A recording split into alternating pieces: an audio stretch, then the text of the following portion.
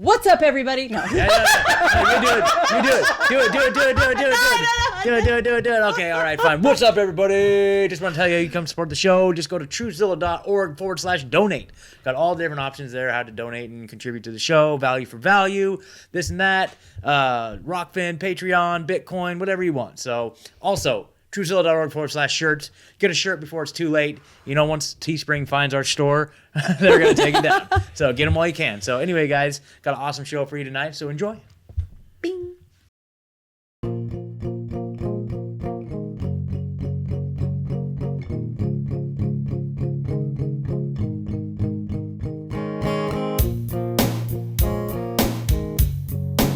Welcome to Truthzilla. I am Megan, sitting here with my good friends Scott and Ed. Ooh. Our guest today is a comedian, producer, host of the Bootsy Greencast, and a blue-collar mystic at the Armageddon Staffing Agency, Owen Hunt, a.k.a. Bootsy Greenwood. Welcome to the show. Thank you very much. I'm really excited to be chatting with you all. Thanks for that killer intro. Absolutely. We're so excited that you came to talk with us tonight. Yeah, I've been checking your guys' show out. I love your tempo. You got some great rhythm. You're chill. You're having a good time, and I would like that. So I'm really happy to connect with you all. And I don't know, it's really cool to just talk to people who have what I would appear to be like an accurate temperature of what's going on outside. You know what I'm saying? It's so crucial right now, honestly. Yeah. It's hard to find. Yeah, it is. Or it can be. It's been kind of like the one good thing about everything going on is like we've connected with people across the world, really, and like made all these new connections. Because like I mean, without like Zoom and and the podcast, like I felt like the whole world it's gone fucking crazy. Yep. Like, Yeah, dude, absolutely. That's 100% the biggest advantage of all of this. Yeah, certainly. Like before anything like happened, I had a relatively successful business that was, you know, keeping my needs met. It was cool. It was an Airbnb business. So people would just come through my house. They would, you know, make a big mess and I would come and clean it up and that would be it. You know, I might say hello. I might say goodbye. But that was the quality of the person, or at least the value shared, you know. I met some great people, but like the values shared were, hey, you need a place to stay. You're in town for a wedding. You're coming to a football game. You know, go Dogs. I live in a college town, so it's like awesome. So, but you know, since all this happened, like I've gotten to connect with so many amazing people and really start to build communities. And I know a lot of people are doing that. And I think that's the move, right? Like we just build adjacent communities that kind of like correspond and help each other out, right? Mm-hmm. I mean, I've almost gone as far as calling it as almost like the new Underground Railroad, because like, you know, like it feels like if this agenda keeps playing out like we believe it's going to, like we're kind of, our pockets are like, we're just dependent on the people in our pockets, and we need to know people, you know, across the way, right? Where we can kind of, I mean, we actually know people who are just set up like a community. They're working on it in Oregon, and they just went out to Missouri, and they're buying some property over there to do the same thing, you know. And it feels like reminiscent of what we learned in school, you know. Yeah, absolutely. Yep. It's crazy, man. So let's see. So where do we even begin? So I also ran into you kind of coincidentally in the Speakeasy chat, right? And so remember that? So you know, how did you get involved with that crew? So I just randomly got a Zoom link, you know. Yeah. That's the fun thing about this whole like hanging out at your house. Like Totally. I say, I'm really glad to be here, even though my air conditioner is broken and it's really hot. But I'm still really glad to be here. So a friend of mine just messaged me randomly a Zoom link and said, hey, come check this out. This is fun. Totally. And it's somebody that I know from the autonomy community. I don't know if you guys are familiar with Richard Grove's thing. Yeah, totally. Absolutely. Yeah. So I took that course last year and it was really, really good. The best part about it, the community, of course. Okay, cool. But really, really good skills and lessons and in the course itself, and like tons and tons of stuff. Like I feel like you could spend your whole life there just sucking up information, and you still wouldn't be able to get all the way through it. So like there's a lot of resources there. And so, you know, a friend of mine from there just kind of randomly hit me a link one Thursday afternoon, I guess it was. And cool. I was like, all right, cool. I'll come hang out for a minute. So I mean, that's cool. how we got it too, right? Yeah, It's yeah. I've got random. mutual friends who are friends with like Pat, who was running it, and like I'll try and remember to put links in the description here. But it's just a speakeasy. It's a really cool little. They've got a bunch of videos posted, like Max Egan, Aaron and Kingsley from Float. You know, like so a lot of cool people, a lot of cool perspectives, and so anyway. Yeah, so right on. Yeah, that was just coincidental. I was like, oh, well, hey, good to see you there. And I've ran into a couple other people there too. So speaking of what you were talking about with Richard Grove, tell me about #GetCoached. Okay.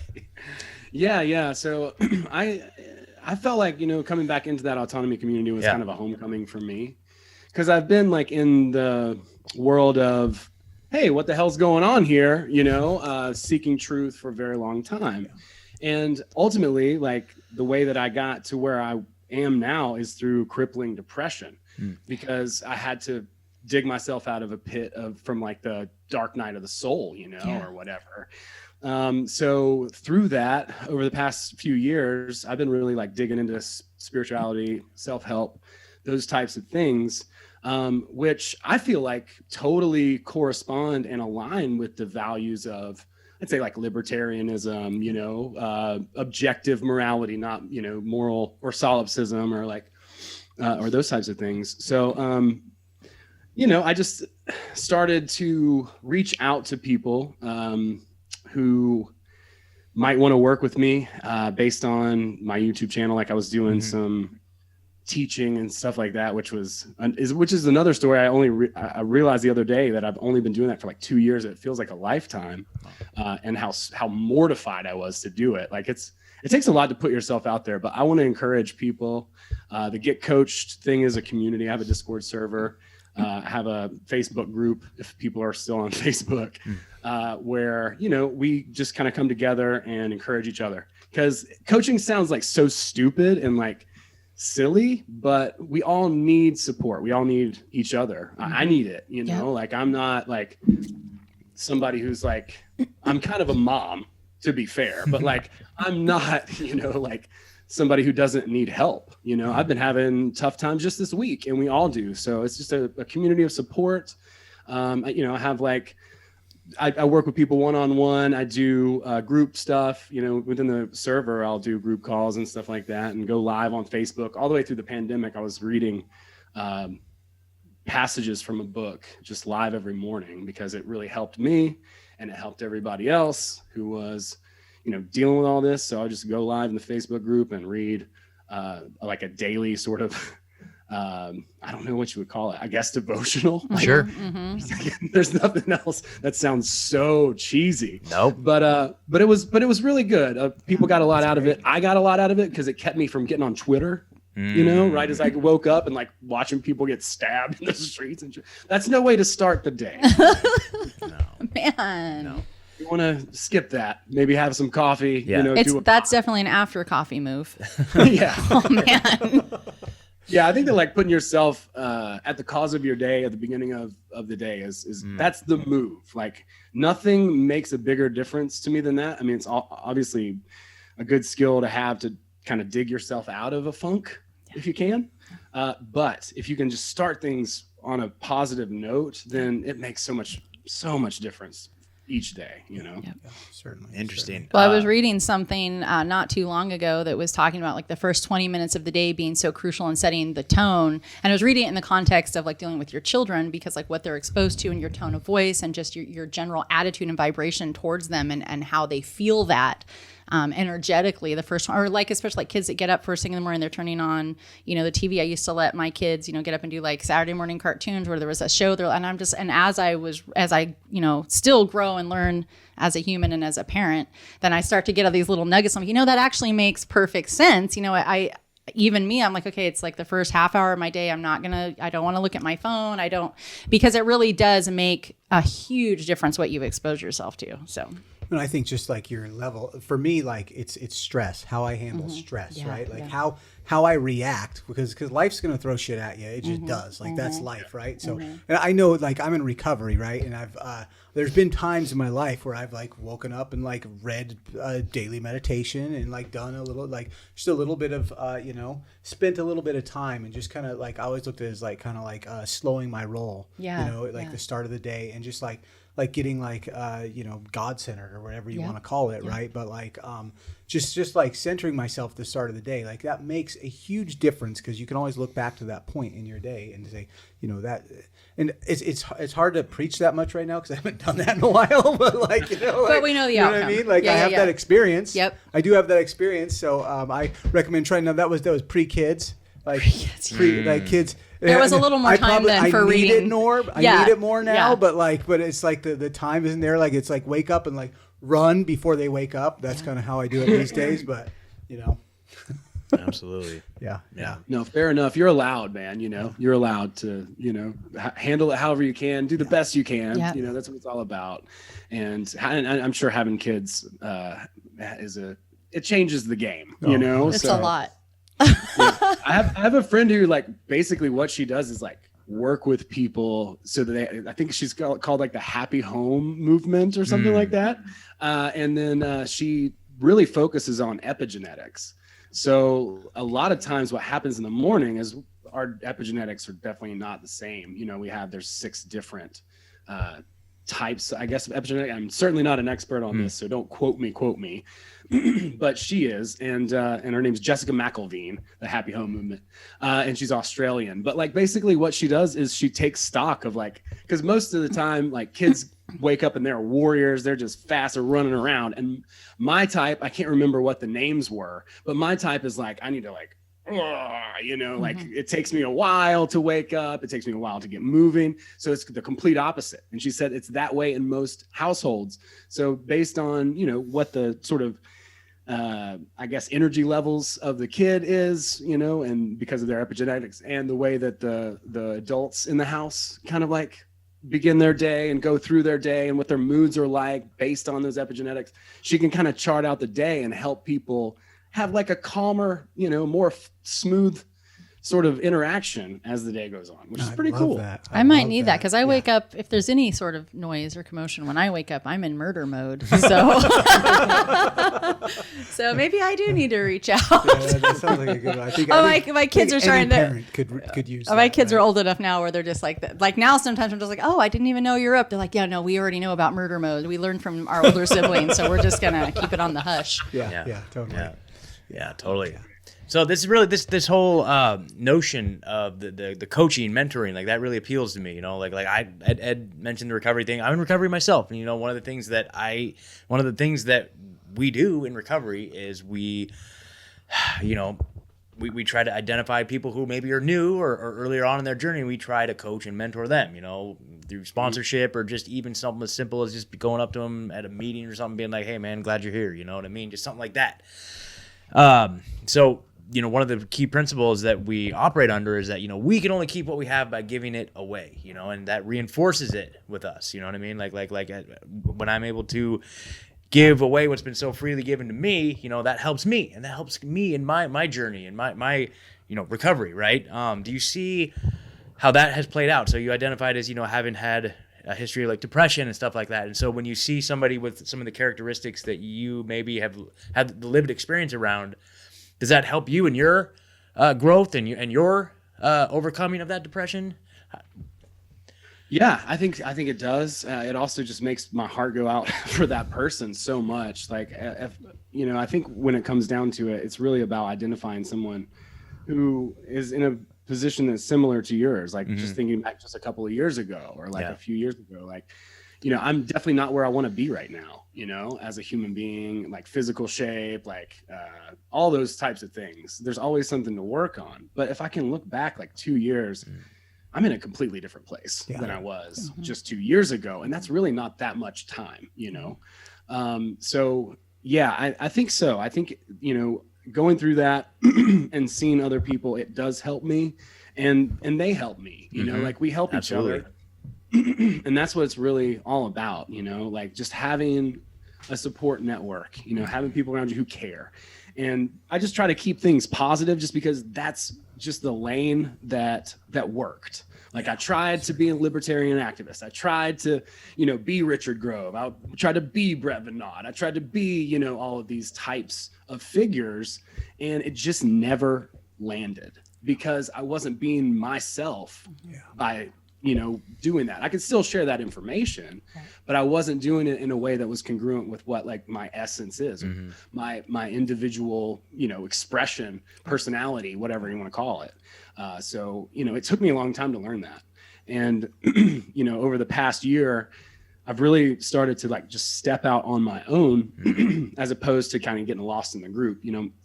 The type of person that I am, I'm very susceptible to like just kind of getting sucked into groupthink. So a lot of my work is focused on that and what I might call pendulums or group energies that are kind of created. And so I'll often, kind of slide into that.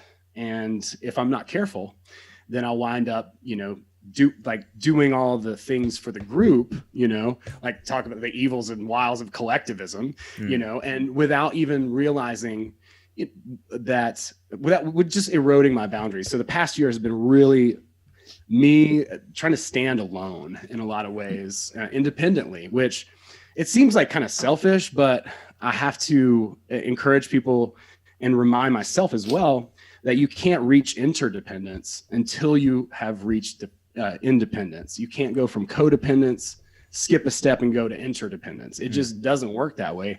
And trust me, I've tried. Okay. Yeah. So that's something that I encourage people is their own autonomy, for them to be able to be independent, because at that point we can be truly additive to any group as opposed to getting sucked into it or being taken advantage of. We have firm boundaries. We know who we are. We know what we have to offer, and we know what we'll agree to and what we won't agree to. It's striking me now, like we all have shared values and understanding of the world and have a similar value system, but a lot of us are really unhealthy, still.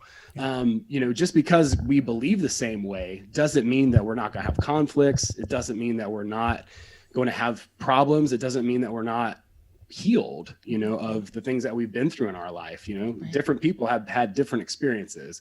But I guess getting back to the idea of independence and ultimately interdependence, that's really something that I think is really important for all of us to kind of keep in mind, so we don't get lost in our own collective, which would be ironic as hell from a comedian's standpoint. Yeah, I definitely want to hear more about the comedian aspect, but I feel like there's some good stuff here.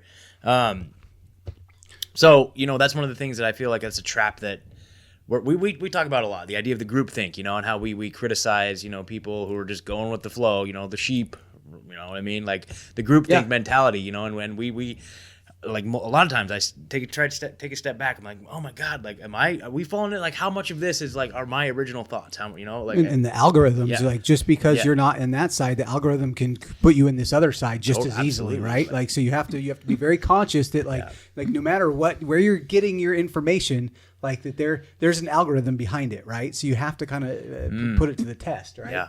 Absolutely. That's a great point. Like, no matter where you're getting your information, there's an algorithm behind it. That's beautiful, man. So you mentioned something about the pendulum. What like explain that to me. I'm not sure. Sure. So it's a kind of a new concept, but it really blew the doors off for me. Talking about like getting our information and everyone just agreeing with it or having like a sort of a form of consensus reality. It really kind of cements whatever idea that everyone is agreeing upon by agreeing upon it. So that energy is really created. Any group, or I would say anything or any idea, whatever, it all has an energetic representative on the other side of the physical world. Somehow or another. I don't know exactly how, but we are all kind of aware of this. So if a bunch of people think in a certain way, they're collaborating and creating an energy, like a cluster, like a form of thoughts, like a thought form. And what that is a pendulum. In one dude's book, this guy named Vadim Zeland wrote a book called Reality Transurfing. I really liked that book a lot because to me, it was like spiritual individualism. It really brought the two worlds together of like the woo-woo and the like, hey, I own myself, right? Sure. These are both true. Like we're all one, right? And that's like a collectivist argument. And in the new age, people get put into a slave mentality, right? And they become part of the herd in that group. And that is really easy to happen. And that is that energy. Like whatever it is that we agree upon whatever it is that we give our energy and attention to, we're actively giving momentum to it. Sure. Right. So every single one of those things becomes a pendulum, and it gets more and more power. Like we're like little magic manifesting machines. That's really what It's true. Yeah, absolutely. 100%.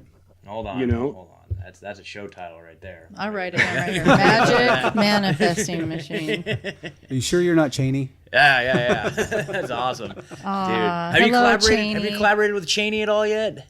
I haven't. Oh, we're gonna have to get you guys Oh, together, man. man. Okay, you guys will talk for hours. Okay. Oh wait, now what was it? Magical Manifestation machine. Okay, so sorry to interrupt. Keep going. No, that's okay. That's great. No, it's okay. Like this concept, like I said, man, it was a game changer for me. So we can take a lot of examples, like any group. One of the simplest and most obvious, I think, examples is going to like a football game or soccer game or something like that. And then like one team runs out and they're the home team and everybody screams, yay. And there's all this great energy. You can feel it. It's palpable, you know? Mm-hmm. And then the other team comes out and and everybody's like, boo, the visiting team, right? Like, but that visiting team is like, pump it up. They're just like riding the waves of all that negative energy. Well, positive or negative doesn't matter. Whatever you fight against, whatever you resist persists. Whatever you fight against, you're actively giving your attention and energy to. So that's why it's such a game-changing idea. The more we're like, no, we got to smash this, we got to destroy that. Well, why are we focusing on destroying something when we could just create something new and it goes away all by itself, right?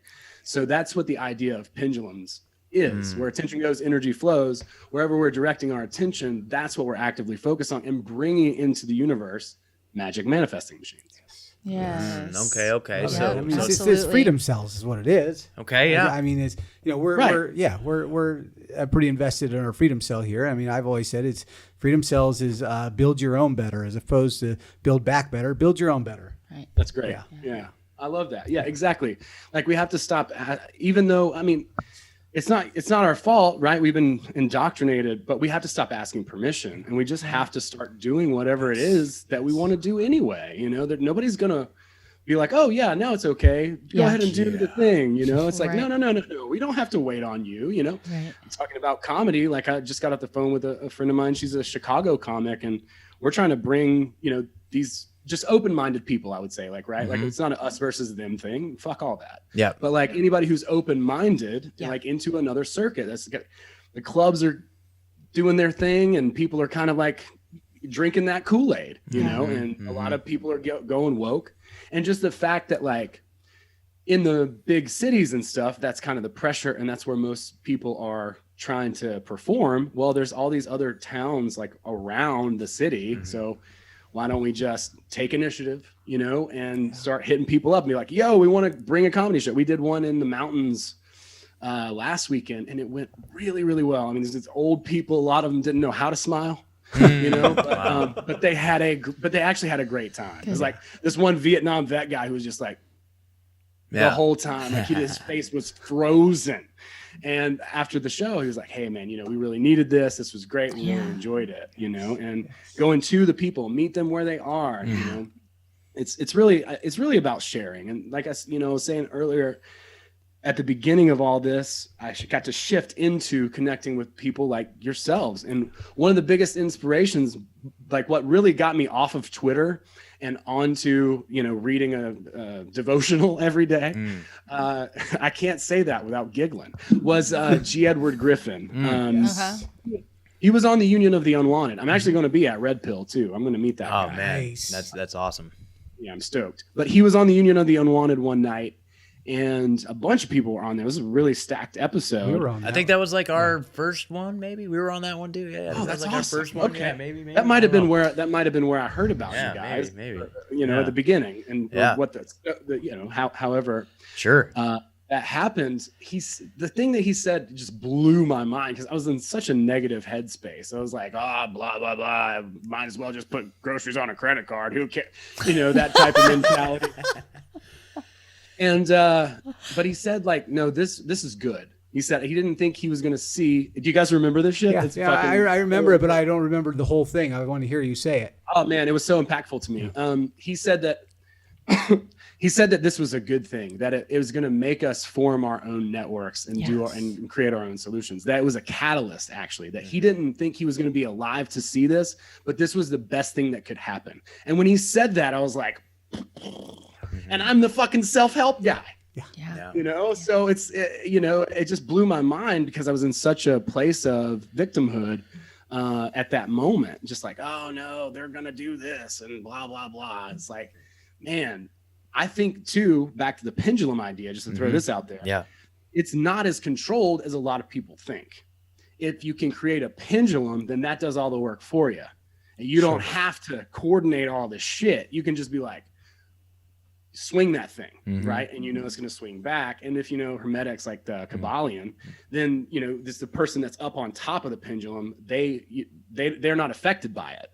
So they create them, right? And then your level of awareness going up, not being on the thing as it's swinging, will allow you to handle the situation completely differently. So if you wake up and the kids are like, ah, blah, blah, and you're just like, yeah. That's my kids would love for that to happen if ever they start to. Yeah. Can we hit them with the pendulum? I don't know. I would. I think what would happen, and this is just, maybe it doesn't always happen like this, but I think what might happen is they'll be like, why am I not getting a reaction? Yeah, probably. No, like, because that's the thing, right? The pendulum provokes, and that's how it gets. Yeah, like, it's it true. Pokes you, whatever that is. Shut up, Nathan. I don't know, obviously, your kid's name, but God, I hope it's not Nathan. No. Yeah, that would have been a little bit. How do you know that my son's name is Nathan, Bootsy? I had to try.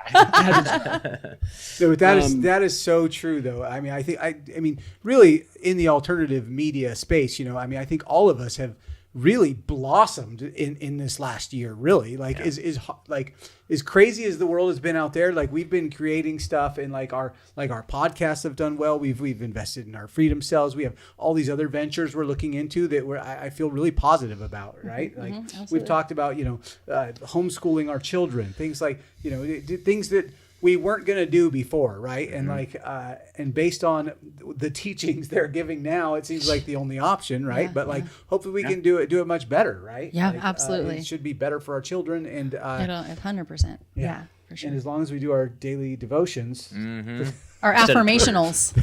Yeah, do your affirmationals. That's how we got here in the first place, I think, was we stopped being independent, right? Like we went into this codependency. Yeah. And that's kind of how society is, now molded here we are. it. We don't have our own systems that are protected, Like I think there was like a revolution when they tried to, or almost, when they tried to make school compulsory the first time. People were like, oh, hell no. We're not having that. And from what I understand, like it was a big deal. And so, creating our own systems, that's really what it's all about. I'm not a big crypto user, really, because I just don't understand it that well. I'm dabbling. But I think it's a potentially like a really cool thing, obviously, that, is, I understand DeFi, and like, I'm definitely an advocate for that, Sure. Just more and more independence. So, like I said, I guess I need to start trading with Pirate. I have some, but I need to actually start using it. And I'm a hypocrite too, Scott likes shitcoins. I do like, I'm on a shitcoin kick. It's okay. I have not. A tiny bit. Scott got me hooked a little bit. Yeah, she's kind of caught on pretty well, actually. It's pretty cool, If my bank would just let me transfer, I'm still having a hard time with. Anyway. Coinbase, they'll authorize me for $30 at a time. I'm like, give me access to my funds. Yeah. There's a brand new coin I need to buy 10 million of really quick. You buy those off of Binance, or where do you buy the shit coins? So basically, kind of sort of. So Binance, BNB coins, right? You need to get on the BNB smart chain, and a lot of it for me, I mostly do it on my phone. So that means I'm using the Trust Wallet. So Trust Wallet gives you access to Pancake Swap, which I know this is just silly stuff. It's a hell of a thing. You get on your Binance, right? You may or may not use a VPN. I don't know, to do the Binance.com type deal. I don't know, but then send that. But you may. You may or may not. I don't know. Yeah. So sounds like I should. So and then BNB. I swap whatever currency to BNB there, and then send it over to Trust Wallet, where you swap it for the smart chain, And then like all these shit coins are on the BNB Smart Chain, right? Basically. Okay. So then you use your Pancake Swap and you get the contact address from whatever. Like, let's see what I'm. I just want to say that all the things that he explains it so well, and it's exactly like what he's like. I can picture it in my mind now, having done it a couple times. But the first time I did it, it took him and crazy. somebody else and me 9 hours for me to figure out how to get, because I'm like, my VPN's on, or I was like worried, like, am my VPN's on? I don't. Okay, I mean, I may can't use it. listen to him saying it without thinking of puns, right? I'm just like, so pancakes. You just wrap your shitcoin in pancakes. Well, no, it's because you're swapping. You're like flipping. You're flipping pancakes. Oh, Pancakes, okay. like a swapping, like a flipping. You're flipping. Now from it feels one coin more to the other. legitimate because I hadn't Now I visualized get it it. that way. No. It makes perfect sense now. No, I don't want this to be construed as financial advice in any way, shape, or form. I don't want anybody. We don't to, give I don't financial want you guys. I advice. don't want you guys. I don't Aren't want you guys already banned off of YouTube? We're working on it. We're working on it. We're working on it. But I don't want anybody to invest in any of these coins because they're all doing really poorly. I'm just holding. I'm holding because they tell me that's what I'm supposed to do when they're going really bad. How are But right brownies now- doing? Right now, I'm in. Stop it, Well, see, Ed. Oh God, we're not allowed to talk about so that. full send was what kind of like got me into this whole thing. Like I got excited about it, and it's been doing I'm pretty still good. excited It's about good. it. It's good. So full send. We got Safe Moon, which is crap. I got on the Safe Moon and Bonfire Train, which totally crashed. I'm totally bummed on those. We're gonna but they're tell you come the back. ultimate total They're gonna crash in come a back. moment. They're gonna come back. I'm in Cum Rocket. Okay. Okay, so Cum Rocket Cummies, which is a great time to buy right now. Right now it's at 4 cents. It's Cum going Rockets to the moon, dude. tonight. They're opening up their brand, their own like I'm adult kinda website with cam models, and they're going to use this currency as so it's going to go through the roof. So now What are they So, using it so to I for- can what buy is the it- coin and then help the coin raise in price by Yes. watching the girls. Well, let's Is do you- it. that what it is?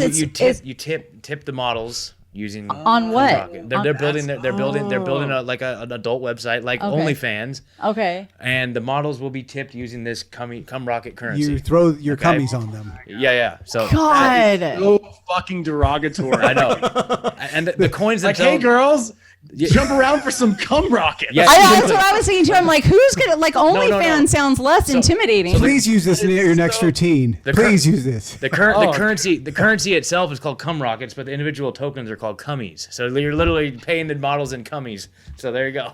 yeah. I mean, we've had fun with. Yeah, it's great. It's Talking great. about this You know, it's a hard thing to swallow. I know. It's a hard thing to swallow.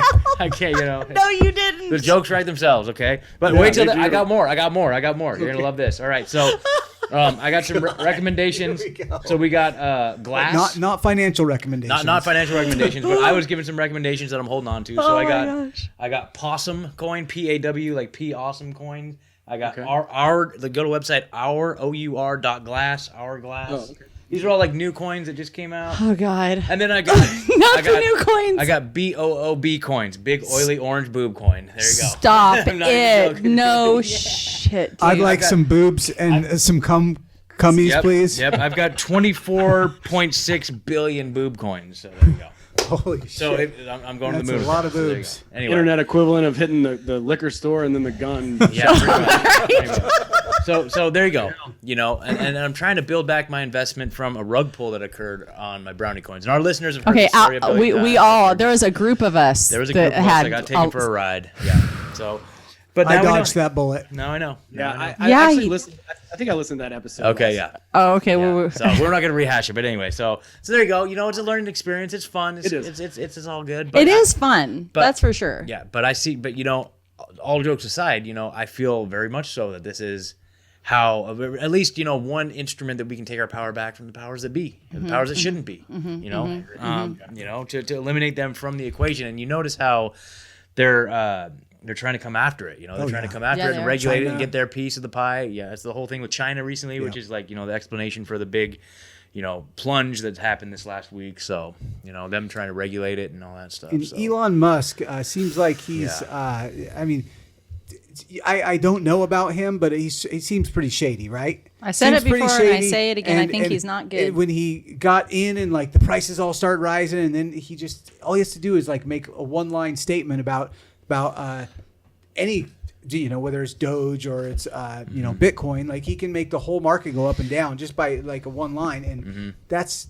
really fucked up. Yeah. But I'm wondering, do you think that accounted for so much of the dip? Because I don't know if it was John or someone was telling me that like if you look at how, like the, what do they call them? The bar, Just the chart? the Yeah, chart. yeah. And you just look at it over time. Like it was ready to do a big dip anyways. And then that just happened to coincide with him saying that. So like there was some, he was a big pendulum pusher on think? this motherfucker. Yeah. Yeah. I would have to say. Yeah, you got it. Yeah, you got see, it. I'm gonna start coaching. Dude. yes, hell yes. Whistle, baby. No more brownies for you, Scott. Okay, no more brownies. No more brownie coins. Armin, we're coming for. I know you are, Armin. Is that his name? That's his name. The guy that took us all, Armin. Sucker. Anyway, whatever. Okay. I believed in you, Armin. Yeah, we believed in you, Armin. Damn it. Okay. I didn't. No, he No, did not. Ed did not. He was a smart one. Out of us. He was shaming us while we were sitting here, like frantically in the middle of an episode. Like, don't know if we it have was 2.5 shaming. minutes, I was quick. laughing No, at you. you weren't shaming. I know. It You were. It was good times. That's all right. He knew. all right. He knew. Good times were had. All right. Enough of that. We wasted too much time on that guy. So, Bootsy, tell us, what is stand-up comedy like in the apocalypse? Or like, how's it been this last year? What do you got going on? Well, I haven't been booed off stage yet. Yes. Good. That's good. In the apocalypse, man, I mean, it's kind of crazy. But I love doing stand up. It's super fun. I go back and forth a lot between like, I just want to be a niche comic and make the people that I connect with laugh versus these people need they need Jesus, you know? Yeah. Message out. So I kind of go back and forth between those two things, which I think is ultimately like a good thing. And comedy is not supposed to be, for the most part, polarizing, right? Like, I mean, it is to a degree, like Bill Hicks, George Carlin, Tim Dillon, right? Like those types of comics. But for the most part, it's about like, I think, pointing at something and not taking a side, but just like bringing awareness to it that makes everyone in the room laugh, regardless of their opinion. Yeah. So, if you like are a Trump supporter and I make a Trump joke, you should still laugh at that. Now, if you're a Trump supporter and I am just like taking a very firm opinion, everybody in the room, regardless if they're polarized to, Donald Trump or they're polarized to Joe Biden, is gonna get that queasy, like that bad energy. Yeah, they're like, they're not going to want to invest their attention in that because it makes them feel isolated. Yeah. So comedy's unique in that regard, and I've learned a lot of hard lessons about about that very thing. Doing stand-up comedy or improv, and like bringing something up in a certain way. When you bring something up and you take a very firm position, you can definitely alienate people in the audience. Right. Sometimes that's funny though, and it depends on the comedian. Like for me, I'm trying to really be versatile, and I'm trying to come from that place. Like I said before, like my essence, what I believe that to be. So if I go up there and I start tomahawk chopping the room down and, just berating human beings, then it doesn't really come off super well. I already look like a bouncer at a Trump rally, So if I'm like, rah, rah, rah, people are like, QAnon, get the Proud Boy off stage. You know what I'm saying? That's not really what I want to put out there. So, it takes some strategy, and it's also a lot of fun too, to make people think you're almost going to go there. I've learned you can push it to like that uncomfortability, like, oh, fuck, he's going to say the thing I think, and then, flip the switch on that. That can be a lot of fun. There you go. There you go. I'm a big fan of that. So I think we really need to just start taking things in our own hands, as comedians. I'm really proud of my friend Terry. He doesn't necessarily view the world the same way as I do, or that we do, or a lot of people do. He's, a little bit on the other end of the spectrum, but, I don't want to put up walls against people. I know that it's probably going to happen at some point, but I'm not going to be the one that does it. Right. But he's going out there and just like booking, shows and taking initiative, and he's funny and he's got a good heart. He's a good person. That's another thing too, I think that's really important to keep in mind. It's like, let's not divide ourselves amongst ourselves. Let's not be the ones who, because like, what is it? A pendulum would like force you to make a choice. Guilt, duty, and obligation are the pendulum strings. So it's because you feel a sense of duty to something, or you're obligated, or you feel guilty, that these negative forces will loop you in. So we had to remain aware of that and just like keep that in mind, like not force somebody to make a choice and give them an ultimatum. It kind of makes us the aggressor in the situation emotionally, right? Like we're not holding up a knife, but we are saying like, you're going to do this or you're going to do this, and I'm going to withhold my love from you. Basically, like if we could simplify it, right? Whereas unconditional love, which I believe is the meaning of life, that's what we're here to experience, right? Or understand, or hopefully learn maybe. We have to learn to take the higher road and be accepting of everyone regardless of their decisions or how they choose to live their life. And it's tough because it's a really hard pill to swallow and you want to come out of your skin. But I think it's I think that's just like part of the whole thing. And that's again like why we need to just don't ask permission, just do the thing. My mom was a big influence on me. She was a hippie lady, and she was like, get forgiveness, not permission. So I learned that from a very young age. I'm still not implementing it nearly as well as I should be, but it's absolutely the truth. We should just go ahead and do the thing. Like if a bunch of people all of a sudden said, this reminds me of school or whatever, they were like, oh, you got to stay after school, right? To like the whole class, and the whole class was like, cool, bro. And then everybody just gets up and walks out. Like they can't do shit, like they can't, capture all of us right? In that sense. And I mean, I know that society is like kind of split and it's weird right now, but it shouldn't really change our approach. I don't think. I think we should still try to come from a place of, understanding, love, and do the best we can. Maybe we get the fuck out of here after that. You know what I'm saying? Like, I'm really sure what happens after this, but, I think that might be what's in store. If I could like just launch a guess at it, that there's something, that we're something more than just bodies, and what's after this is something else. Maybe we do come back here a bunch of times and we go through the wheel like they talk about in Hinduism. I don't think anybody could know that, but ultimately I think we're more than just like physical, robots. Absolutely. Right? 100%. Yep.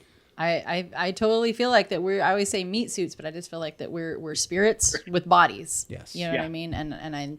And there's always this great meme that I've seen for many years, but it just says if we could see people on the inside instead of, their physical appearance on the outside, how very different our idea of beauty or of character would be. But I think that that's so very true. And the older that I get and the more that I understand energy and, like you say, the pendulum swing and, just reciprocity between humans and really trying, not just understanding what unconditional love is, but learning and implementing that every day with all the different situations. And obviously I can wake up in the morning and say, that's what I'm going to do, but it takes time and it takes practice and implementation all the time until it becomes your second nature, until it becomes the way that you just vibrate naturally. And that's part of the human growth, is that virtually none of us as much, and even if we had good backgrounds and good parents, we weren't taught everything that we needed to get through life, and that because our parents didn't know everything. None of us sitting here know everything, not even collectively. We know a tiny little piece. And that's part of the beauty of, what's that? What'd you say? We know quite a bit. Oh, we do know quite a bit. I'm just kidding. But our stories and the way that we process things and us having these conversations, and I've been having this conversation in this way a lot lately, it shines a flashlight for other people. And it gives other people a hope and a chance. And like you were saying how Griffin just kind of blew your mind. And it's just, he came at something in a way that your mind didn't put together in exactly that way, but it made perfect sense and it resonated with you and you could carry that forward. And that's what I mean by the flashlights, because you were already on that path and he just shined a light for you and another little place on it, and we're all doing that for each other. So I think to me it's always, especially since we started this journey into podcasting, I've called it a spiritual guidepost, right? Like all the people we've met and just like all these synchronicities we've seen, just like I feel like we're not just the ones pushing ahead in this. There's been a lot of outside help and direction and just people that have just like it just, you can't explain it, and there's something more. And I totally believe, and I don't know if I even you could ask me 2 years ago, and I don't know if I would have said this the same thing, but I definitely believe at this point that there is just so much more to us than these bodies, and that when we die, that there is a transfer of energy, right? Absolutely. Like wherever that energy goes, like you can, like that's kind of up to you to put the pieces together throughout your life and figure out where that goes. But I think there's so much evidence, and especially just going through the trauma we've just been put through, like in all of us, we can't avoid the trauma. We are all all experiencing trauma in some way or another, like, I think for me, and I think that, most of us in this, in this room and in just the people we've met, like it's caused us to seek that. Right. And to really, to realize that there is so much more, know, because if it's just there's some assholes that are controlling the narrative, right? Like that's kind of a shitty way to see the world, right? Yeah. And I think like like the words of G. Edward Griffin and like things like that. I do think there's so much more, but it's the spiritual side, right? Like we've said so many times, it's a spiritual battle. Yes, it's a warfare, and that's the journey. Yeah. That's the journey, and that's that higher elevation, and that's that human growth and that personal growth, and tapping into what however you want to you're connecting to God, you're connecting to Source, you're connecting, and first and foremost, you have to first. I always say this: your mind and your soul, they have to be in alignment, and many people are not. They're so out of alignment. I mean, and some people say their chakras are off. There's so many different ways to describe this, but I think we all basically understand the idea, and that's where you have so much conflict with humans in their relationship with themselves, with other people in their lives, and so much conflict within the intimacies of their lives. That there's an alignment that really does need to happen, and recognizing that things are happening on a spiritual plane or on a soulful plane, and on the part that our eyes don't perceive, and we are gifted and blessed that we can see something to give us context as to what we're dealing with, but the rest of it is the puzzle. So whoa, 100%. I couldn't have said it better myself. You should be. I just got coached. Oh, there you go. That's awesome.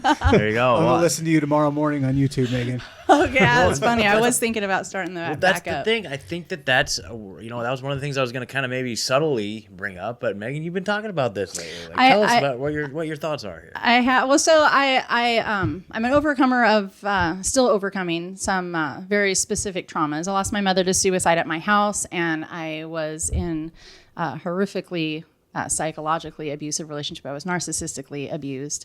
And anyone out there who's dealt with covert narcissism will know, and people who have not will have no idea the ramifications. But it's taken a lot for me to get even to where I am right now. And as I become, I love, there's this quote, and it says, sunshine disinfects abuse. And I did an interview with our good friend Cheney on her podcast, and the conversation just kind of flowed that way, but I was really uncomfortable to release it. I didn't want my words out, and I felt that I sounded silly, and I cried, and it was a lot. It was heavy, but it was very much my truth. And a lot of the things we sat on it for a few weeks, and I said, I'm just not sure if we're going to let it go. Maybe we'll just re-record and do something completely otherwise. And I just felt this conviction, like what you said was what needed to be said at that time, and those words may be a light to somebody else's path. And I said that to her in the interview. I said, my hope is that not my story in overcoming ugly things, it is sad, but that's not what I want people to see. I want them to see the flashlight part and how I'm overcoming it step by step, because I don't have all the answers still. But there has been a lot of very positive feedback that came once I did feel comfortable enough to release that in my words into the universe. People were coming to me and saying, I relate, I know what you're going through. This is what I'm going through. Can you talk about this? Thank you so much for saying what you said. And I started thinking, and I've always said, I do feel that what we encounter in our lives and what we deal with, it's part of our path and our purpose. And that's sort of the key, is trying to figure out how to utilize that, right? Because I think that we can look at the things that hurt us or harm us and say, well, that's where I die in the mud, and that's where my story ends right there. Or we can say, this is what happened, and this is how I'm going to blossom from that. There's a reason why this happened to me. And the reason isn't that, you were supposed to suffer. It's, how can you grow and help other people? Mm-hmm. And so I already had a YouTube channel, which I don't do too much with. And I actually started it at the end of this situation that I, extracted myself from. And so, but it was through that encouragement, all to say that I've started thinking that I listen to these life coaches on YouTube. There's like 4 in particular I've listened to regular, like every day, several times a day for the last over a year now.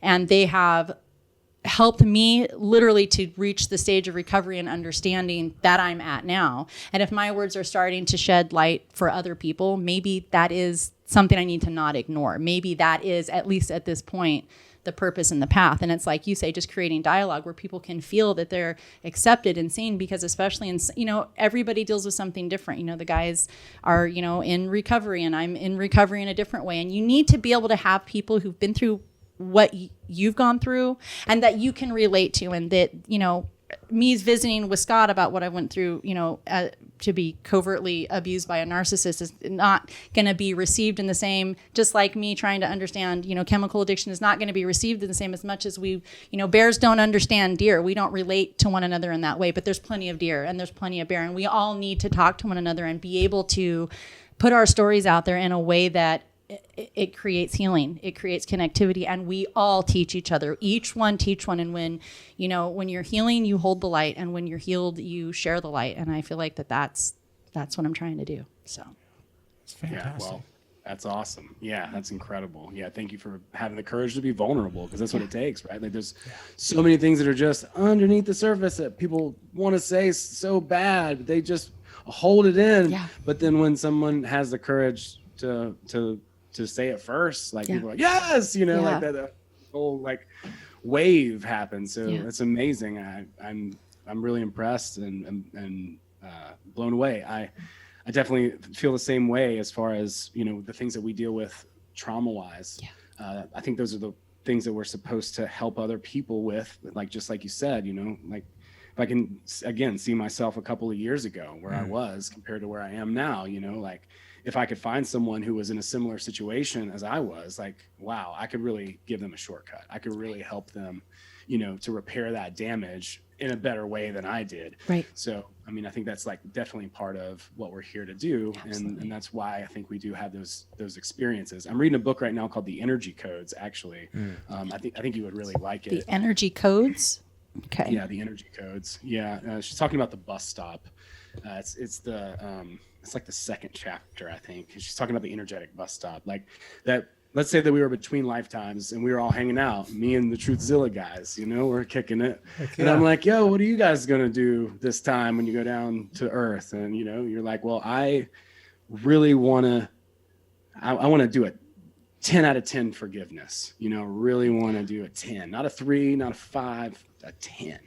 We're like, wow, that's impressive. That's a bold move. What are you going to do? And then you go and proceed to explain, some terribly horrific, tragic event, right? But that's the thing that allows you that opportunity to really learn that lesson, and not to say that the horror and the pain isn't real. It's very, very, very real, and nobody's disqualifying that. But it's an interesting concept to think about. It's like, if we are like kind of hanging out between these, and she talks a lot about in that book that we are energy, energy bodies, and, beyond this, just kind of like we were talking about earlier.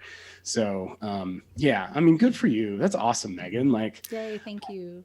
The things that that people resonate with the most that I've ever put out there have always been the things that are the most vulnerable, like that make me cry, because it's relatable. Everybody has some shit in their life. No, it doesn't. We all have a different trauma. It doesn't matter what it is, but we're human beings living a human experience. So we've all been traumatized to whatever degree.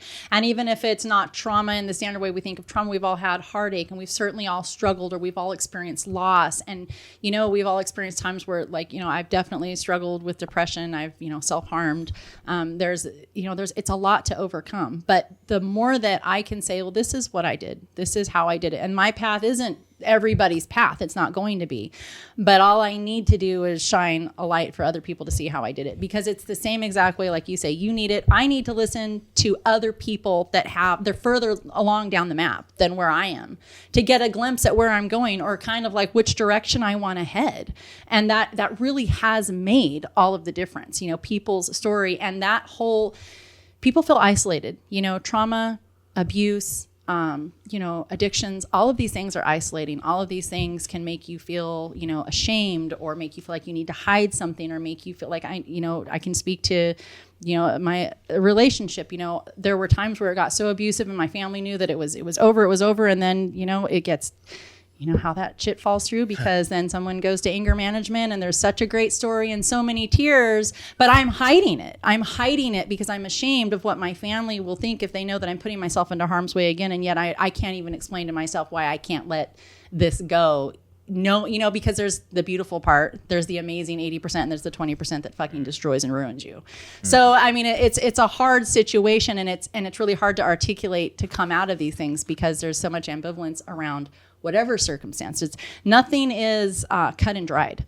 You know, I don't hate somebody, but maybe I really love somebody, but they really hurt me. Or maybe this, you know, event was so tragic and so harmful, but it also shaped me to be able to help these 3 people over here and do this. I mean, it's interesting, and I feel like that this is all just part of that spiritual destiny where we are these spiritual beings. We are carrying out and living through this soulful existence on a terrestrial plane, and our meaty bodies are really what, and mine's meatier now since the lockdowns, I will say. Even though I do have a good gym now, I just haven't been going. Well, we're going next week. Okay, we're going next week. Okay. So, but you got to donate to the gym, you know?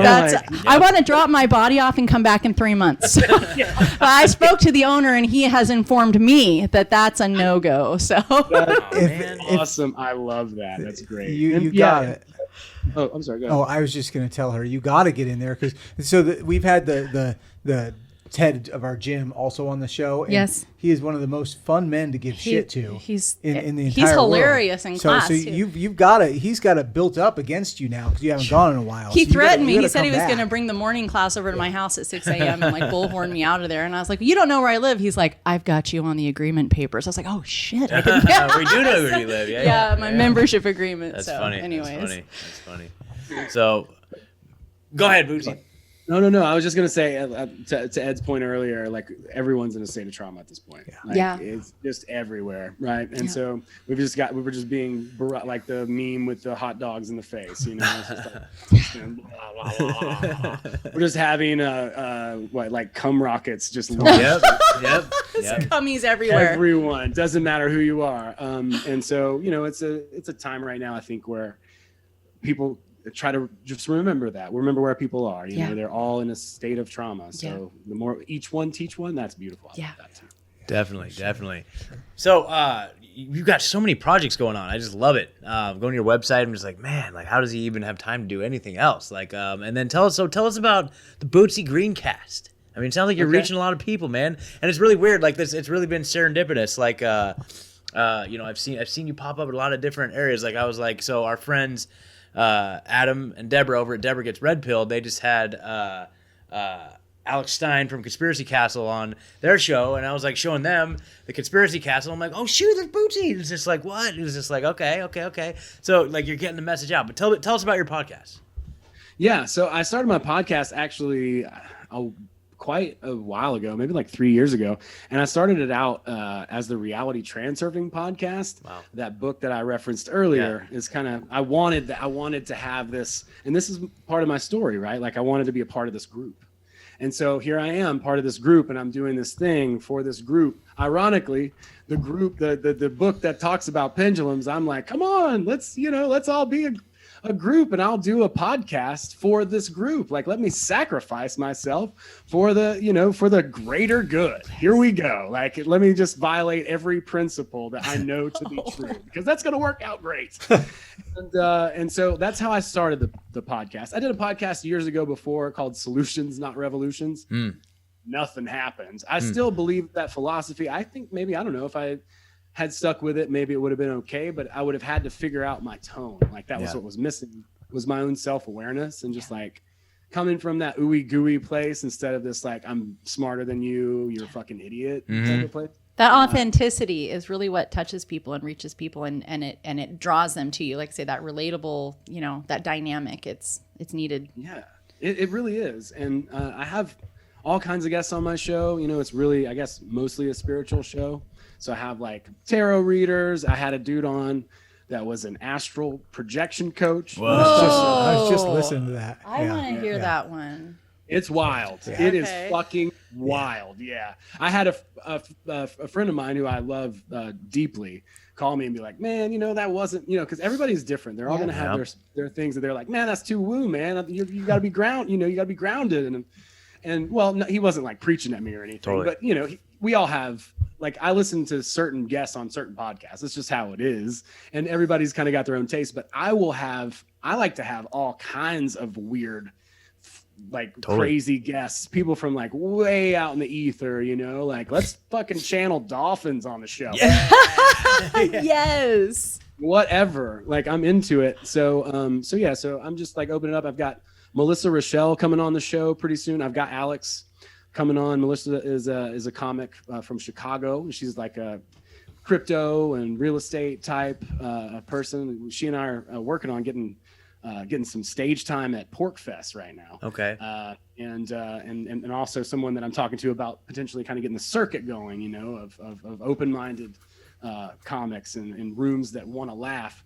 And then I've got Alex, who's I think one of the naturally funniest people I think I may have ever met. Yeah. Coming on the show. That's awesome. He's coming on, and then I'm trying to think. Like I said, I'll have whomever. I'd love to have you guys on as a group or individually at some point. Absolutely. That offers out there, just let me know. Totally. Mark Steves actually. Yep. Record a podcast with him, and then this guy named Athen Chiminti, who has a pretty big YouTube channel. He teaches sidereal astrology, and so if you're not familiar with what sidereal means, it's actually calculated properly. So in the astrological thing, they do 30 degrees for each sign just to make it a perfect pizza. But that's not really that's not really how it works. And like, I'm not an astrologer or an expert in astrology in any way, but it's interesting that he kind of went through and described that, like, oh, well, like, for instance, I don't know what it is, but like Virgo might be 22 degrees on the side. Capricorn might be like 40 or something. I see. Yeah. So they just divvied it up, Vedic and Western, just divvied it up because, well, they didn't have the ability to really calculate it. But like, you know, that plane that just gets just off a hair and then winds up in, you know, Alaska instead of Los Angeles. Yeah. Like that's kind of what has happened with astrology as well. Or, you know, so he's talking about, we have computers, you know, now, and we can actually calculate it. And then I got to ask him the question too, because funny enough, on Alex's podcast, I was getting lambasted in the comments for this map behind me. And they were just ripping me to shreds. Something I never thought I would be, ridiculed publicly for. Wow, like shamed. How dare you have a map? That's insane. Yeah, having a globe map in the back. Yeah.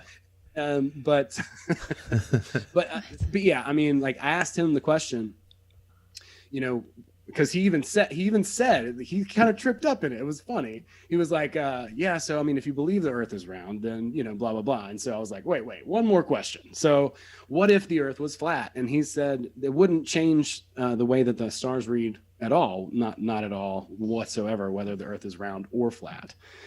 Which I couldn't help but dive down that wormhole after the lambasting that I received on the podcast. But it really wasn't that bad. I'm exaggerating. Alex was incredibly kind and gracious. It's just I guess some of the people in the chat, you know, just kind of took off on that. Wow. Which is it's fun, dude. I promise you I've endured much worse at the punchline. You know what I'm saying? I bet. Coming off stage and like the next guy just launches into you. Wow. So I'm no stranger to to get really vulnerable. So my name is Owen Hunt. Yeah. In the yearbook, they misspelled my last name with a C. Oh my God. No. Wow. Oh my goodness. Wow. man. Wow.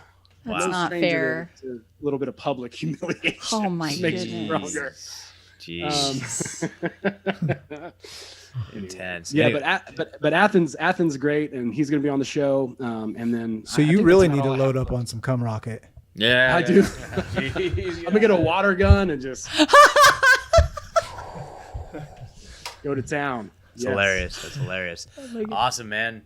Well, shoot, guys. Yeah, so that sounds amazing, man. Like, what else do you want to point the audience towards? Like just shout it out. Shout it out. Sure. This is awesome. Contact at the cabin I'm doing. Oh yeah, hold on. We got to stop here. Tell us about that. So this is where our friends Grimerica, right? The Grimerica guys, right? Tell us all about this. Yes. So they do some retreats, and we're doing one. They invited me to do one with Brandon Powell and Joe from Lighting the Void. Brandon Powell is this is going to kick my ass when I see him, because he's just this big, breath work ice bath guy. And I've been practicing the cold showers. I'm not doing too well. But we're going to be doing a bunch of that there. And that is next February. I think it's the 10th through the 13th in Arizona, Petrified Forest. And so we're going to be there. I'm going to talk a lot about, I guess like manifestation is kind of what they really want me to bring about, like models of reality. And Joe Roop, he understands a lot of the Hermetic stuff. So he and I have actually been talking already about like what we want to talk about, what we want to present. I loved it. He called me up actually, and he was like, "Hey dude, let's talk about this." Like, nice. I was like, dude, awesome. Like, let's get the wheels turning, because the better we can make this experience for the people who come, the more everybody's going to get out of it. So we're already talking about like what we're going to talk about and present, and the overlap there. He knows a lot about Hermetics, which is something that I think is super interesting, but I just didn't have the patience for. And when I found transurfing, I was just like, oh, I don't have to put on a cape, so I'm just going to skip that part. There you go. And and you don't have to put on a cape. He knows a lot of shortcuts in that whole Hermetic realm as well. And that's what's really cool and interesting. And he's going to share rituals and why they are the way they are, some traditions and things like that. And I'm going to kind of talk just from the modern mindset. Like a lot of these principles are kind of the same and they carry over. And some people need a talisman and some people don't, and so that's kind of the difference between magic and, manifestation, if you will, or choice. But yeah, I'm really excited about that. Awesome. Definitely. If anybody who wants to come, there's like tickets and things like that. And I think there's like camp spots. I want to go. That sounds amazing. Sounds we do a Truthzilla trio trip to Arizona, totally. February. That's plenty of time to plan. Yeah, totally. Well, we'll have to definitely put it on the list. Yeah. Dude, I'm that goofy emoji right now. One with a T. No, totally. I want to go to Pork Fest too, dude. Like I just went to like a Freedom Cells camp out, and they were all talking about that too. And where is that? This is the first I've heard of it. We're in the process of talking about doing something like that here in Oregon. Yep. Cool. Yep. We're having a little conference call with some organizers this weekend. Yay. About possibly doing something like that here in Oregon. So there you go. But yeah. All right. Anyway, yes. What else we got, Bootsy? Let's see. If people want to work with me, they're welcome to I have a link on my page. You can hit that link, we can talk about it. I do a lot of marketing stuff and just work with people. Really what I try and help people find is their purpose, their reason for being. And I try to help them implement that in real time. So my background's in TV production, so basically somebody hand me a script and I would make everything on that piece of paper happen. And so that's kind of one of my skills. And so when I work with people, I try and focus on them, and we really try to identify what really connects them to source and what their individual identity is, who they are at a deep, authentic level, right? And then try to give them the tools to I say try to, as best I can. My resources are your resources if we're friends or if we're working together. But you can, lead a horse to water. Not everybody drinks, and that's part of it. Right. But yeah, I work with people one-on-one in a group. I have a short course too. If you don't have time, you want to just kind of zip through 7 days to your life's purpose, how to tease that out.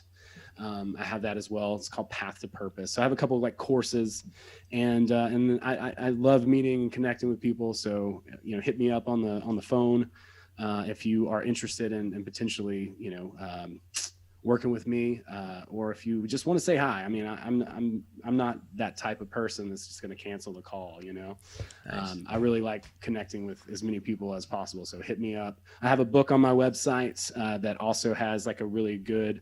It's really short. It's like eight pages. Your true you, find your life's purpose, figure that out. It's a trick that I learned from Steve Pavlina that I share in that book. And that is basically you just sit down and you write down what you think your purpose might be for 30 minutes or until you write something that makes you cry. And I have yet to hear somebody report back that it didn't work. So far. That's doing this great. for a while. So, so go ahead and just share the tip. I'm not trying to hide information from people, right? It's really about transformation, implementation. That's what I can offer, but the information's out there if you look. So I'm going to have to connect with you for sure. Yeah. Wow. Like Yeah. get her going on the coaching thing, dude. Like get her on her purpose. Yeah, I mean, all the things that you're talking about sounds like I'm kind of like on the beginning stages of that path, and you have a wealth of information and gems that you can help me with. So I think I will. Yeah, I would love to. Yeah. Yeah. Reach out, or I'll reach out. We got the Instagrams. Yes. Heretic Girl. Heretic, yes. Yeah, if you guys aren't following Heretic Girl yet, I don't know what you're doing. So BootsyGreenwood.com, all kinds of like different ways you guys can support him, comedy, podcast, audiobooks, like just as an awesome resource. And dude, so awesome to finally meet. Like we've been kind of like we're going back and forth, like virtual Zoom hug, right? Apocalypse hug. So right on, man. Such a nice conversation Yeah. though, just lively and uplifting and encouraging. Love it. I really enjoyed it. Yeah, very much. I really did too. Thank you all. You guys have an awesome show. Really appreciate it. Thank you so much too, for man. taking the time to have me on. You're Absolutely, Of dude. course. Thank All you right. for being We'll catch here. up soon, all right? Yeah, definitely. God, guys, that was a great episode. I mean, dude, he's awesome. I really, Great energy. And I was thinking towards the end there, I'm like, I don't even think we got into conspiracies really at all. I think that needs to happen sometimes. Totally. It really does, where we're just kind of talking about the other parts of life because there are so fucking many. Yeah, right? well, there's so much. Like my head kept going back to like, okay, so he was talking about so much stuff that we could apply to conspiracy stuff, and I was like, let's just keep it on this level here. you Yeah. know? Well, and it was a good level. It felt good. great level. It was uplifting and super encouraging. I love to hear the work that he's doing and kind of just his path and his purpose. That is super Inspiring. inspiring. Absolutely. Well, if you go to his website too, BootsyGreenwood.com, and I love it, dude. Like he's just living his life, man. Like it seems like that's what I want to do. I don't want to work for somebody else anymore. I want to work for myself. Yeah. I want to take say that control all the of this time, and we're I feel like we're on the precipice of these It's things happening. It's happening. We're moving forward in a lot of Yeah. different places, and things are happening. We just have to be patient and just what he Stay the said. course. Hold the line. Just do your thing, right? Like don't ask for permission. Just do your thing. Just Yeah. do it. Just Yeah. live And I fully, feel like authentically, and all the things that are meant for you will come to you. And that's one of Quite the things that easily. I feel like that that maybe what we didn't when we were talking about that earlier in the episode. It's like I felt like that is one thing when all this shit went down. I feel like some people went in the direction of getting caught in these pendulums, right? And I feel like those more that are in our circle. I don't want to like paint us as like just the good guys or whatever, but we are. we kind of are, right? So, but I feel like we learned to walk in our truth more than we ever did before. Yeah. Right. Oh, yeah. We aligned that. Be more comfortable with being authentic out loud. Yes. As opposed to trying to keep how it is before. Like we talked about this. Try to be only as authentic as you As the world people you're may walking you- around, yeah. and like we've talked about, like this whole situation with the COVID has, really shifted, a lot of things. But I also think it did make us be able to live more authentically. And actually we had to, especially with what we're doing, to stand up. But it wasn't just for these truths that we stand up. It was in all areas of our lives that helped us to really embrace that and to put that forward for other people to see. And that's that story where people can, and we were talking about this also with Audis, where when people see you being authentically you as you are, it encourages and supports them and invites them and makes them comfortable to do the same. And that's part of what our purpose is. Yep. It's- Shout out it's- to Audis. Yeah. Totally. Audis, yes, hello Audis. I mean, it's so recovery too, like what we're talking about. It's so recovery because so many things. Like I've always thought in recovery, like your biggest fuck ups become your biggest assets because you can help other people with them, right? Yeah, and it's just like this trauma that we're going through, like, and all these things that happen to us. Like if we can turn to like let them take us down, or we can use those to help other people, and like everyone gets elevated by it, right? Yeah. Like that's Right, absolutely. Sweet. Right on. Just real quick, guys. I just want to say thank yous. Just some thank yous. You done that. You've done that lately. What's that? And I take that deep intellectual prosperity breath. Oh, like we're gonna and close out. then you're like, just real quick. So just so you know, when you do that, my heart does a little jump start I'm thing. sorry. Maybe No, we need to have, like, sorry. a different signal. No, you're fine. Like Go a ahead. signal. Okay. You're I just want to perfect. give some thank yous. We had some Yes. folks that gave us some Rockfin donations. If you guys, Nice. I know we Ah. talked about Rockfin a little bit in the beginning. Yes. If you, maybe some of you are watching this on Rockfin right now, thank you. You guys are you're the leaders of the pack. But rest of you out there, or if you're just listening, if you And before you even get into those, I just want to make a comment though. Yeah. That, we just got hooked up with Matt from Content. okay, Safe, well, and, yeah. And Definitely gonna now our content is on what are all the platforms? Okay, now? so I'll get to that in just a second. So I just want to do a quick thank you for the tips. We got some tips. So you guys are the executive producers of this episode over for the Rockfin tips. So Sarah W, thank you so much. Thank you, Sarah. Thank you, Aaron, Sarah. Aaron, he's supporting us on Patreon and Rockfin. Wow. Thank you, He's Aaron. Thank He's you. like our super Double fan. dipper. Yeah, so Aaron, you're the man. Thank you. And then Icy Irony gave us a tip. So thank you guys for tipping the show. Appreciate you. it. You know, that's Really do one of the appreciate functions of Rockfin. Really cool. But yes, Ed, we got fixed up with Matthew Raymer over at Content Safe. You guys have Yes. seen him on the Union of the Unwanted. He's been on Ricky Varandas' show. So they're doing amazing work for us behind the scenes. We are working on getting all of our episodes up on multiple platforms, and then it'll be now to where I just upload it to one location and it gets distributed to all different platforms. So it's going to make my life so much easier. Yeah. Thank God. But a lot of this is just if they take out our YouTube, then Yeah, we're gonna then we're gonna everything be- will yeah. be on Rockfin, Yeah, everything will be on Float.app, So everything will be on Odyssey, Yep. and everything will be on Rumble. Is that Yeah, the we're 5? Rumble, Float, Odyssey, Rockfin, and what am I missing? BitChute. So we're working on getting those in addition to the YouTube, right? So the YouTube is limited time only, folks. So anyway, it's just an exciting thing. It's an exciting thing that's happening behind the scenes. It's like an investment in our scaling up of the operation, and hopefully we'll reach some more people.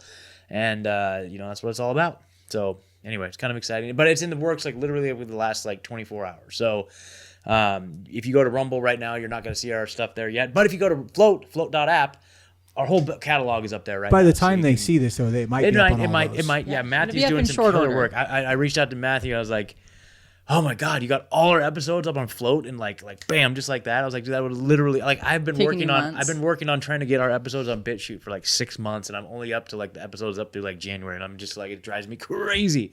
So there we go. So you guys, yes, Truthzilla is growing. Truthzilla is expanding, and you guys stick around. June 9th, mark your calendars. Okay, that's all I'm Yes. gonna say. June 9th, mark your calendars. Okay, we got a big surprise for you. Okay, Huge. can tell them what it is, right? No. I'll just say that. It's like, dang, I'll just say like 1 year ago today, we were still trying to figure out what microphones to buy. Didn't really know a whole lot about anything. I certainly didn't know how to edit podcasts. I knew the this world time was last crazy. year. I knew the world was crazy. That's about all we knew. Yeah. So that's a hint for you. So if you go back and see what day episode 1 dropped. Maybe that'll give you a hint about what's going on. But stay tuned, baby. Yeah. Woo! Yeah. So we got all kinds of. I don't know fun why stuff it's such a secret. It's a just keep secret. on the edge. Keep him on the edge, dude. I would just tell them. I'm on the edge. I would open my presents right now. Sorry, Ed. Well, maybe we'll tell him later. So, yeah. Maybe we'll tell You guys suck. Yeah. Okay. There you go. All right. Ooh, everybody, thank you so very much for sitting in with us. Please go and find Bootsy Greenwood, BootsyGreenwood.com. That's it. And check out the Bootsy Greencast. Yep. And thank you so much for your continued love and support Mm-hmm. and encouragement. We really do appreciate all of you. You guys mean a lot to us, and you feed our fire to keep going. So thank you, all of you. Even the haters, I love you too. I don't love the I don't love haters, the haters. You but motivate me. I'm learning not to hate the haters. Yeah. So I'm growing. Yeah. Okay. There you go. Until next time, everybody, I am Megan, sitting here with Scott and Ed, and we wish all of you intellectual prosperity. Good night. Pew, pew, pew, pew, pew, pew, pew, pew.